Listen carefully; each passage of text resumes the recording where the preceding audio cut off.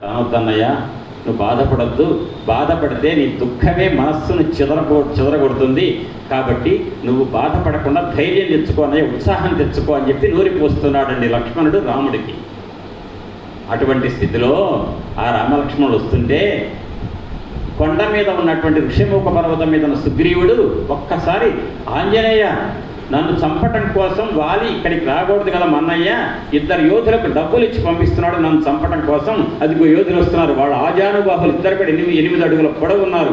వాళ్ళిద్దరు వచ్చారంటే నన్ను చంపటం ఖాయం. వాళ్ళ చేతిలో ధనుర్బాణాలు ఉన్నాయి, ఖడ్గం ఉంది అనగానే మిగతా పక్కన ఉన్నాడు అన్నట్టు, నిజమే సుగ్రీవ మహారాజు మనం ఇట్లా పారిపోదాం. ఎక్కడికి పారిపోతారు? కొండ దిగి కిందకి దిగాడ ఎవరు వస్తారు? వాళ్ళే వస్తాడు. కొండ మీద ఉంటేనే రక్షణ. కానీ ఆ సమయంలో భయపడుతున్నాడండి. ఎవరు? సుగ్రీవుడు. ముగ్గురు, నీలుడు, నలుడు, సుషేనుడు, రాజా మాకు భయం పుడుతుంది ఆ ఇద్దరిని చూస్తుంటే ఆ వచ్చేవాళ్ళని అంటే హనుమంతుడు అన్నట్ట. అక్కడ హనుమస్వామి యొక్క పాత్ర ప్రవేశం జాగ్రత్తగా వినండి. వాల్మీకి మహర్షి మొట్టమొదటిసారిగా హనుమస్వామి వారి గురించి చెప్పిన మొదటి శ్లోకం. అయితే ఈ సమయంలో మీకు ఇంకొక మాట కూడా చెప్తున్నాను.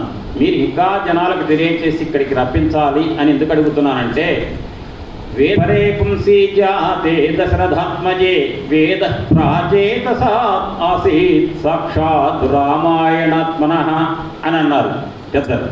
ఏంటంటే వేదవేద్యుడైనటువంటి పరమాత్మ, వేదంలో ఏ పరమాత్మ గురించి అయితే చెప్పబడిందో ఆ పరమాత్మ వేదవేద్యుడు రాముడుగా అవతరిస్తే, మరి వేదవేద్యుడు అనేటువంటి భగవంతుడి గురించి చెప్పినది ఎవరు?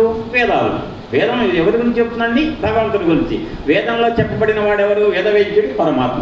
అంటే వేదంలో ప్రతిపాదించబడిన వాడు భగవంతుడు.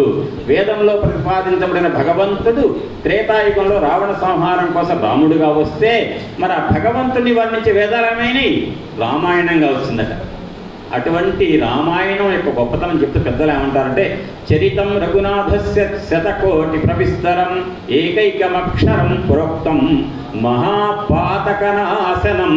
మహాపాతకాలను సర్వనాశనం చేసి పాపరహితులను మనం చేయాలంటే, అనఘులం చేయాలంటే, ఆ అనఘాస్థితి మనకు రావాలంటే రామాయణంలో ఉన్నటువంటి ప్రతి అక్షరం కూడా మహాపాతకాన్ని పోగొడుతోంది అని చెప్పి పెద్దలే వచించారు.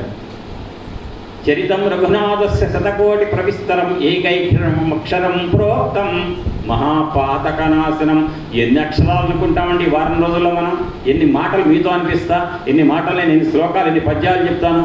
ఋషితుల్యుడు అనేటువంటి ఆ విశ్వనాథ సత్యనారాయణ గారి గురించి మధ్యాహ్నం చెప్పా ఒక్క మాట. ఏంటంటేనండి, మానవుడిగా పుట్టిన మనకు పితృరుణం తీర్చుకోవడానికి పెద్దలను సేవిస్తాం, పెద్దలు గతించిన తర్వాత వాళ్ళ కార్యక్రమాలు చేస్తాం, అట తీరుతుంది. దేవరుణం